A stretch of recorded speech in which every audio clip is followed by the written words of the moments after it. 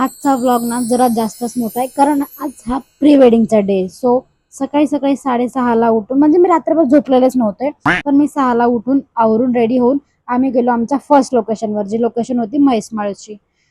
Shoot इतकं भारी झालंय ना आमचं. आणि ही मी बिचारी स्ट्रगल करताना, कारण वारा इतका होता की सगळं हेअरस्टाईल बिघडून गेली होती. देन आम्ही शूट कम्प्लीट करून रस्त्यावर बसलो होतो, कारण रस्त्यावर कोणीच नव्हतं. देन मग आम्ही एक ड्रोनचं शूट घेतलं.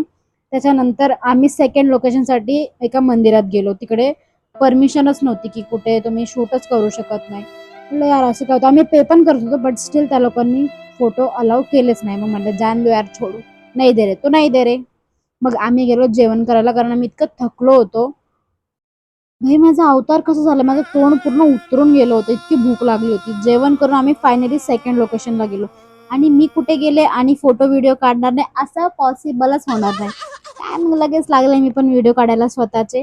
देन त्याच्यानंतर आम्ही रात्रभर शूट रात्रभर म्हणजे संध्याकाळची 7:30-8 वाजेपर्यंत शूट करत होतो. ते आजोबा आम्हाला इतके रागाने बघत होते, त्यांनी लिटरली गेट लावायला घेतलं होतं. देन मग आम्ही परत थर्ड लोकेशनला गेलो.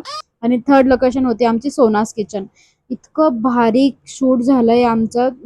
आणि जर तुम्हाला फोटोज व्हिडिओज बघायचे असतील तर माझ्या इन्स्टा पेजला नक्की फॉलो करा. आणि शूट संपून मी फायनली रात्रीचे 12:30ला घरी आले. ओके.